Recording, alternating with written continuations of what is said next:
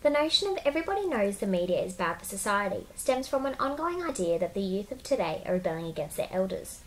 This may or may not be the case, however it is clear that moral panics, almost always, according to Stephen Harrington, are about young people and the idea that they need protecting. This protection discourse seems to arise in numerous media disputes and is often about emotional fear over reason.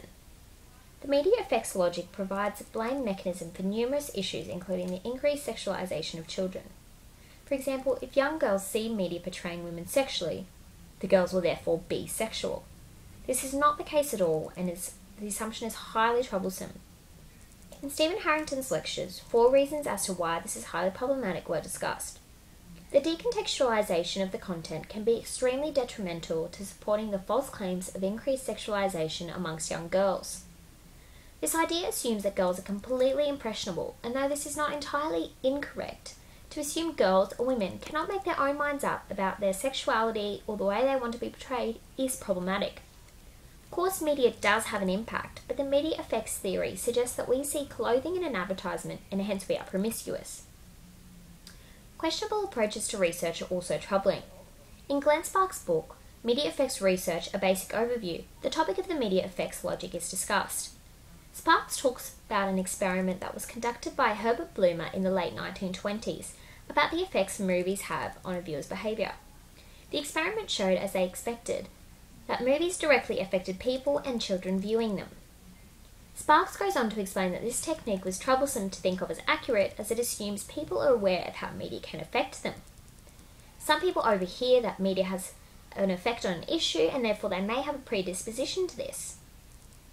According to the experiment, it would be fair to assume that because girls see sexualized images, from underwear to merely lip gloss on TV or in a magazine, they will want to walk around wearing nothing but these things.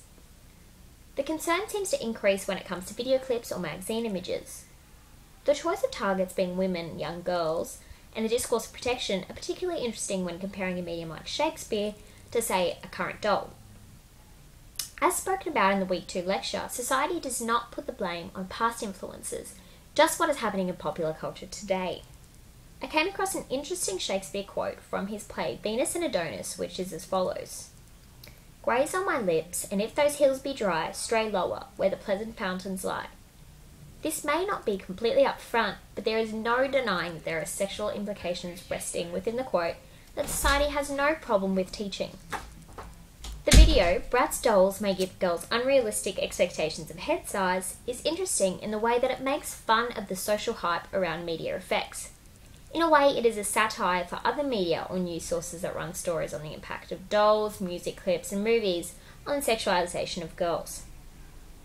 The video suggests that because young girls see Bratz dolls whose heads are oversized, they want to look exactly like this, which is completely ridiculous. It is very clever in the way that it pinpoints how inaccurate the media effects logic really can be. The fact that this is an ongoing debate is proven true in Catherine Lumby and Duncan Fine's book, Why TV is Good for Kids. There is an excellent example provided which discusses women's obsessions with their bodies and draining their souls and how this has led to an increase in prostitution. The date of publishing in 1792 is revealed, with the action of reading a novel the cause for concern. This supports the fact that what is new and popular in an era is what society clings to for blame. There is also the argument of increased pornification in society. In Russian Lenoz's corporate pedophilia report, the duo describes selling through sexual advertisements as a type of pedophilia. Not only is this highly offensive to someone who has been directly affected by this issue, it is not an accurate way of looking at the media. Alan McKee provides a counter-discussion in Everything is Child Abuse, questioning the extremity of these beliefs. If there is such an outrage, and a well-founded one at that, why are these images not being reported? They are illegal after all. Of course, this then questions whether or not it is a founded argument, or if those concerned are looking for an outlet to blame.